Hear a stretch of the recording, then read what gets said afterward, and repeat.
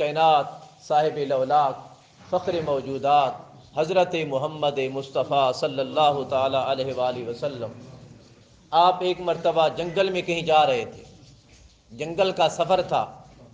آپ نے دیکھا کہ ایک شکاری نے ہرنی کا شکار کر رکھا تھا، ہرنی کو پکڑ رکھا تھا۔ شکاری ہے، اس کا کام ہے شکار کرنا، اور مسلمان بھی نہیں تھا، شکاری کافر تھا۔ جب آقا علیہ الصلوۃ والتسلیم اس ہرنی کے پاس سے گزرے تو ہرنی نے آواز دی، جانور ہے، اس نے آواز دی تو آقا علیہ الصلوۃ والتسلیم رک گئے۔ جب آقا رک گئے، آقا نے اس شکاری سے فرمایا کہ اے صیاد، اے شکاری، یہ جانور مجھ سے کچھ کہتا ہے۔ وہ ہنسنے لگا کہ جانور آپ سے باتیں کرتا ہے؟ حالانکہ اللہ کے نبیوں سے تو جانور باتیں کرتے ہی رہتے ہیں۔ کیوں؟ کیونکہ جانور بھی تو بولنے والے ہیں نا۔ رب تعالیٰ اپنے انبیاء کو جانوروں کی بولیاں سکھا کر بھیجتا ہے۔ وہ سب کچھ جانتے ہیں، صرف انسانوں کی بولیاں نہیں، وہ جانوروں کی باتیں بھی جانتے ہیں۔ کئی احادیث سے ثابت ہے کہ جانوروں نے انبیاء سے باتیں کی، اور خاص بالخصوص تاجدار کائنات صلی اللہ علیہ وسلم سے۔ تو پوچھنے لگا کہ چلو ٹھیک ہے، میں جانتا ہوں کہ آپ مسلمانوں کے نبی ہیں، نبوت کا دعویٰ کرتے ہیں، سو بتائیے یہ جانور کیا کہتا ہے؟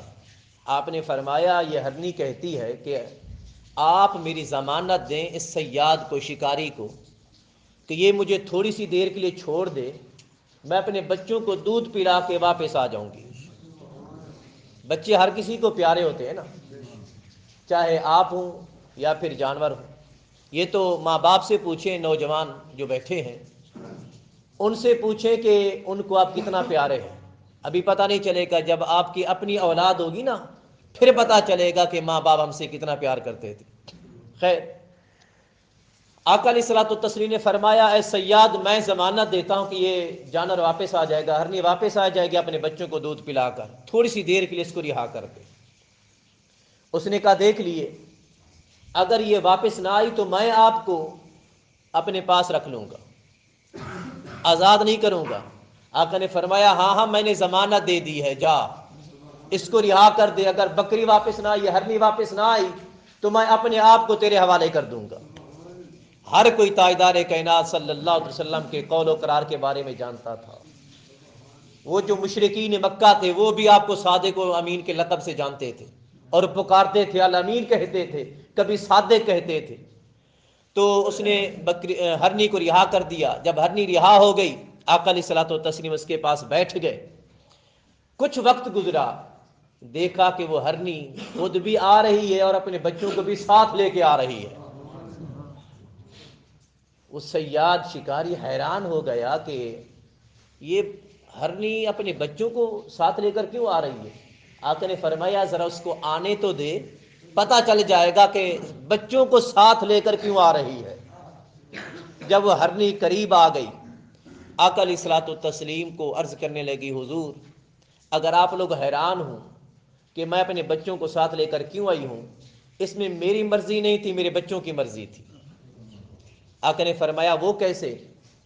جب آقا نے اس کی زبان میں سوال کیا تو وہ کہنے لگی حضور، جب میں اپنے بچوں کو دودھ پلانے گئی تو کہنے لگی میرے بچوں جلدی جلدی دودھ پی لو، میں آمنہ کے لال کو ضمانت میں دے کر آئی ہوں،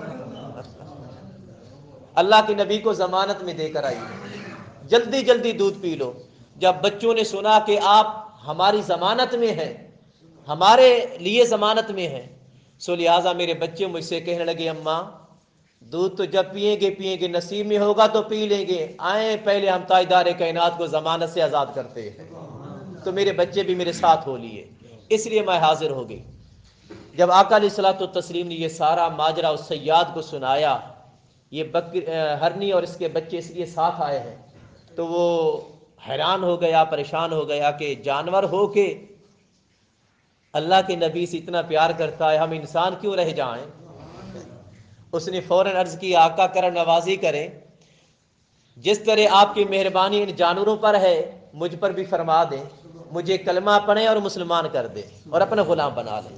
آقا علیہ الصلوۃ والتسلیم نے اس کو کلمہ پڑھایا، اور جب وہ مسلمان ہوا اب پھر کہنے لگا آقا میں کافر تھا تو جانتا نہیں تھا، اب چونکہ آپ کی غلامی میں آ گیا ہوں، جس طرح آپ نے اس ہرنی پر کرم نوازی فرمائی میں بھی اسے آزاد کرتا ہوں۔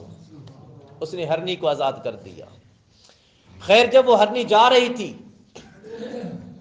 اب یہاں پر ایک بات ہے، جب وہ ہرنی جا رہی تھی اپنے بچوں کو دودھ پلانے کے لیے، اس وقت کہتے ہوئے گئی تھی آقا اگر میں واپس نہ آؤں، اگر میں واپس نہ آؤں تو میں اس شخص سے بھی زیادہ بدتر بن جاؤں جس کے پاس آپ کا ذکر خیر بھی ہو پر وہ آپ پر درود السلام نہ پڑھ سکے، میں اس سے زیادہ بدتر ہو جاؤں۔ یہ روایت کے الفاظ ہیں باقاعدہ طور پر۔ جب اپنے بچوں کو دودھ پلانے جا رہی تھی یہ کہہ کر گئی۔ سو محترم المقام، اب دیکھیے جانور بھی جانتے ہیں کہ تاجدار کائنات کا ذکر خیر کا مقام کیا ہے اور درود السلام کی عظمت کیا ہے، فلہذا ہر وقت اٹھتے بیٹھتے سوتے جاگتے زبان تو آزاد ہی ہے نا، ہاتھ کام میں ہوتے ہیں، آنکھ کام میں ہوتی ہے، کان کام میں ہوتے ہیں، قدم کام میں ہوتے ہیں۔ رب تعالیٰ نے یہ جو لوتھڑا گوشت کا رکھا ہے تھوڑا سا چھوٹا سا منہ کے اندر، اس کو اپنے ذکر کے لیے اور اپنے حبیب کی یاد کے لیے بنایا ہے۔